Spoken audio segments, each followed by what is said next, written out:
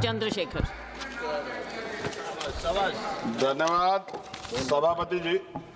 नियम 193 के अधीन वामपंथी उग्रवाद पे हम लोग चर्चा कर रहे हैं और क्योंकि ये बड़ा संवेदनशील विषय है तो बहुत कम समय में बड़ी गंभीरता से मैं अपनी बात को रखूंगा। सभापति जी, हम लोग फूले, साहू, अंबेडकर को मानने वाले लोग, हम लोग संविधान को मानते हैं, संविधान के आधार पर चलते हैं। हम लोग बंदूक को सही नहीं मानते और बंदूक का रास्ता सही भी नहीं, क्योंकि अगर कमजोर कभी बंदूक उठाएगा तो उसको कुचलना, उसको मारना आसान हो जाएगा, नक्सली या और तमाम तरह के आरोप लगा के।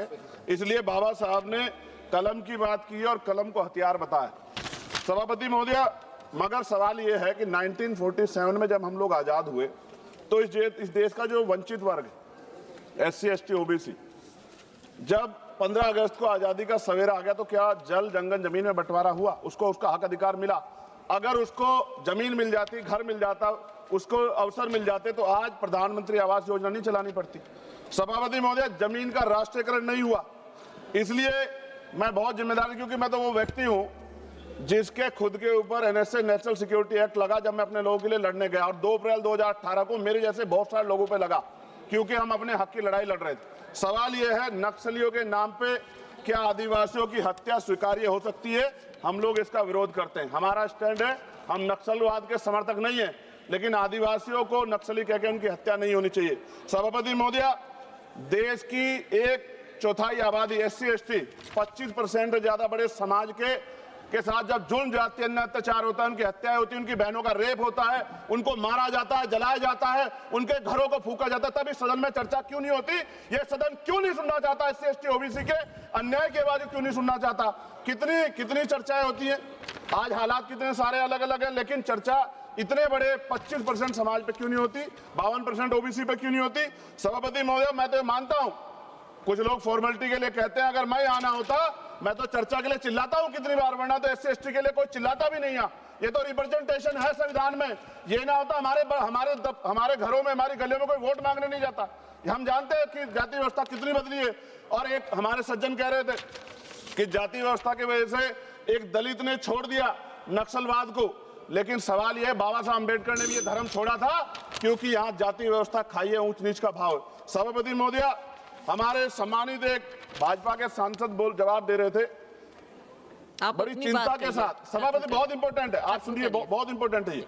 वो ये कह रहे थे जवाब देते कि उन्होंने कुछ ब्राह्मण्स के नाम लिए और कहा कि भाई ये इनके मालिक हैं, इनके यहाँ लेबर तो SC, ST है, ये विचारधारा पर आधारित है। तो क्या कहना चाहते थे कि इस देश को तोड़ने की मूवमेंट कौन चला रहा है? जवाब दें। वो बड़ी बात यह है, उन्होंने एक ट्वीट किया 2 दिन पहले, मैं चाहता था मैं उनको जवाब दूं।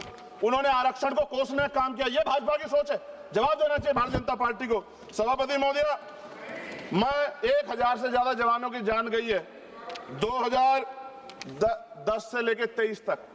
CRPF के जवान संसद की सुरक्षा करते हैं, बॉर्डर की सुरक्षा करते हैं। अभी असिस्टेंट कमांडेंट अजय मलिक की, उसका पैर उड़ गया, उनको प्रमोशन नहीं मिल रहा है। सुप्रीम कोर्ट उनके फेवर में थी, सरकार रिव्यू पिटीशन में गई, फिर उनके फेवर में थी। खत्म करूंगा 30 सेकंड में।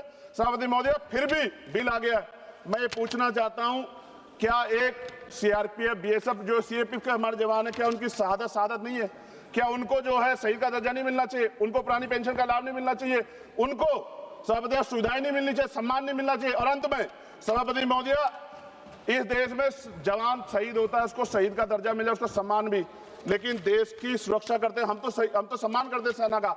सीवर में सफाई कर्मचारी मरता है, इतने आगे बढ़े हम लोग, उसके बच्चों को भी अपना पेट पालने के लिए कई तरह की मुसीबत गुजरना पड़ता है, कोई नहीं सोचता। सच ये है, इस देश में दलित आदिवासी आज भी गुलामी की जिंदगी जी रहे। सरकार उनके लिए कुछ सोचना नहीं चाहती। सरकार नहीं सोचेगी तो फिर से किसी वाद का जन्म हो जाएगा। इसका, इस अन्याय का, ये जो कठोर अन्याय है, जो सदियों की हिंसा पे आधारित, सदियों के भेदभाव पे आधारित है, इसका जवाब सदन को देना पड़ेगा। सभापति महोदय, नेपाल में नई सरकार बनी, उन्होंने कहा हम दलितों से सार्वजनिक रूप से माफी मांगेंगे कि जो हमने उनके साथ अन्याय किया।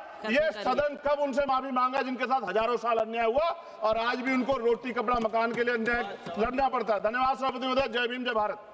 अब्दुल राशिद शेख।